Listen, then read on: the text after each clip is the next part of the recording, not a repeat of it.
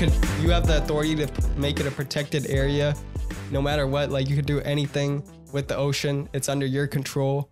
What would you do to make a difference?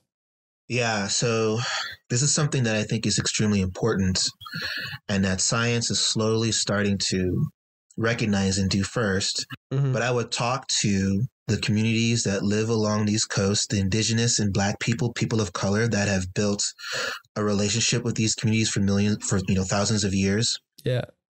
That relationship and how best to make it more consistent. Mm-hmm. Right.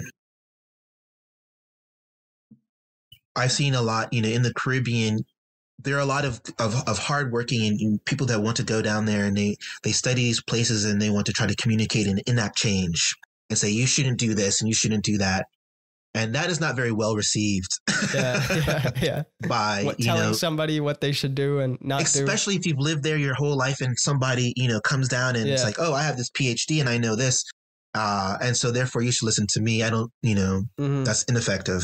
Yeah. So first I would talk to these communities to try to understand their relationship with the ocean, where we could try to promote and encourage an idea that coral reefs for these tropical islands, especially in the Caribbean, mm-hmm. is a renewable resource. You can generate millions of dollars every year if you have healthy and vibrant coral reefs, right?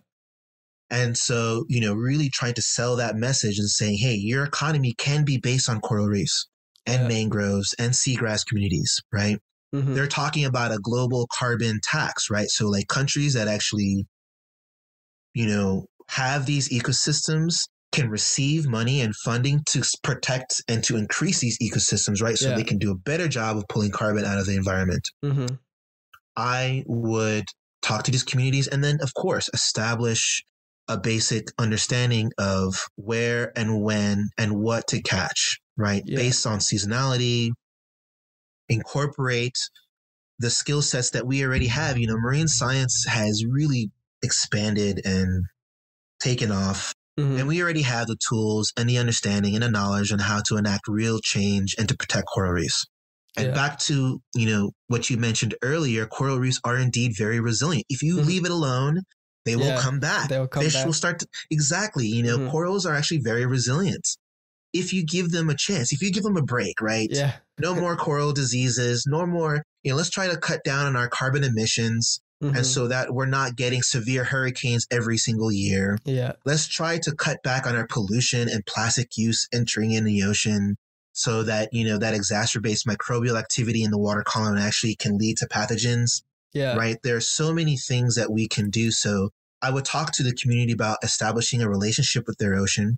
And then I would try to encourage them to try to say, hey, the more healthier and productive your ecosystems are, the more money you can make. Because it's true. Mm-hmm. If you're as a scuba diver, you're a young scuba diver and you're interested about seeing, would you want to see vibrant, beautiful coral reefs with millions of different corals and species there? Yeah. Or would you want to see something that's like half alive and, doesn't have any big fish, right? Like there's value in having a healthy and vibrant ecosystem. And so I would definitely have some no-go zones. Or not, that's not the right term. So it's called, marine protected areas. Yeah.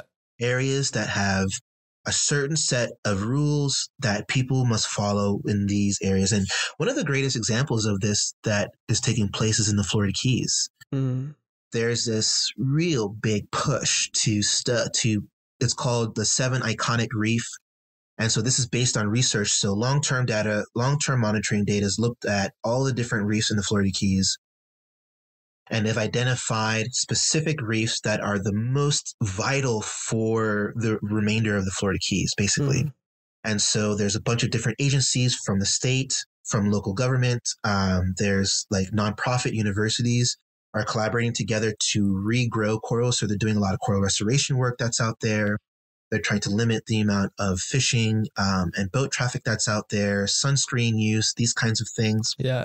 And what you said is true. Once you allow these places to thrive and to be vibrant and to protected, they not only, grow in their population, but they actually spill over. Yeah. And they can actually seed other reefs. And so once we're able to establish this kind of relationship with coral reefs and marine ecosystems, we can do it. We can actually make them sustainable. Yeah. Right now, just kind of it made a comparison to me like farming. You know, we as farmers, they don't just keep planting in the same region and try to get the most out of the land every single season, right? They let the soil rest for a little bit, and it rejuvenates the nutrients that it needs. And indeed. I think that's same with the coral reefs. They need time to, you know, and also just the organisms that live there, the fish and everything, they need time to just regroup and everything before, you know, humans, like, they take all the fish and everything. So they need that time of regrouping. And also, I think once you let the cycle take place, not only will it be enough just for the coral reef, but it might be an abundance where there's so many fish that you don't need to fish so many times every year. There's an abundance of it already, right? Indeed, so, absolutely, yeah. Mm-hmm.